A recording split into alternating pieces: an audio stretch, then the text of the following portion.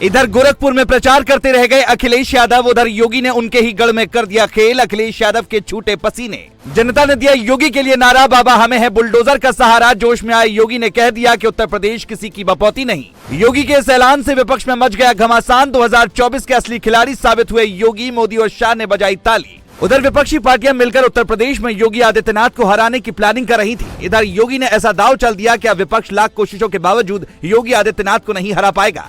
कुछ लोग अतीक अहमद के मामले में योगी सरकार को बदनाम करने की कोशिश कर रहे थे, लेकिन इस बार योगी ने फिर माफियाओं पर बहुत बड़ा ऐलान कर दिया, जिसके बाद उत्तर प्रदेश की राजनीति में भूचाल आ गया। क्योंकि योगी ने इस बार जो आदेश दिया है, अगर वो कामयाब हो गया तो उत्तर प्रदेश से सभी माफिया हमेशा हमेशा के लिए खत्म हो जाएंगे।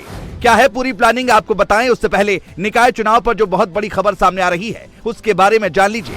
निकाय चुनाव को लेकर समाजवादी पार्टी से लेकर विपक्षी पार्टियां बीजेपी को हराने के लिए पूरी तैयारी कर रही हैं।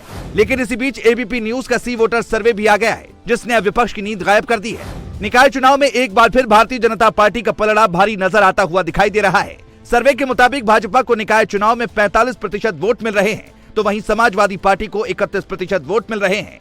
एबीपी न्यूज के सी वोटर सर्वे की माने तो निकाय चुनाव में पहले नंबर पर भाजपा और दूसरे नंबर पर सपा लोगों की पसंद बनी हुई है।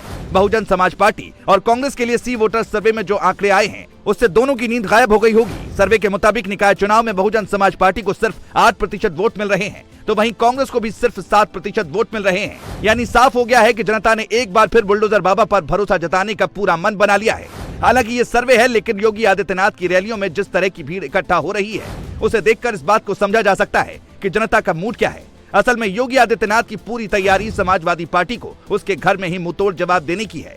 इसीलिए योगी आदित्यनाथ चुनाव प्रचार के लिए मुरादाबाद पहुंचे हुए थे, जहां लाखों की भीड़ उनका इंतजार कर रही थी। लोग योगी की एक झलक पाने के लिए वहां पर कई घंटे धूप में खड़े थे। जैसे ही योगी वहां पहुंचे, चारों तरफ योगी योगी के नारे गूंजने लगे और बुलडोजर बाबा जिंदाबाद चारों तरफ सुनाई देने लगा। जिसके बाद योगी आदित्यनाथ भी फुल फॉर्म में दिखाई दिए और उन्होंने समाजवादी पार्टी से लेकर विपक्ष की पार्टियों को हवा में उड़ा दिया।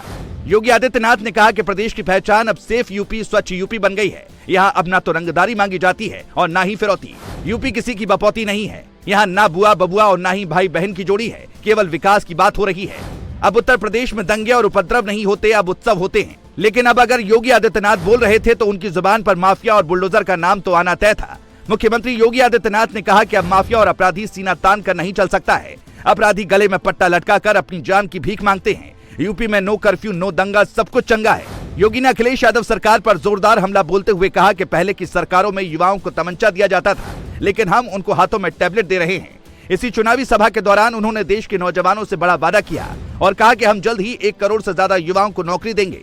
योगी ने कहा कि विकास की गति बढ़ाने के लिए ट्रिपल इंजन की सरकार जरूरी है। हालांकि अब देखने वाली बात होगी कि निकाय चुनाव में बीजेपी को कितनी बड़ी जीत मिल पाती है, क्योंकि यहीं से आगे का रास्ता भी तय होगा और 2024 के चुनाव से पहले का इसे सेमीफाइनल कहा जा रहा है। इसमें कोई दो राय नहीं कि जिस पार्टी को निकाय चुनाव में बढ़त मिलेगी, 2024 का चुनाव उसके लिए जीत पाना आसान हो जाएगा।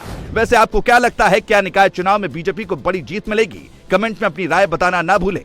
Bureau report.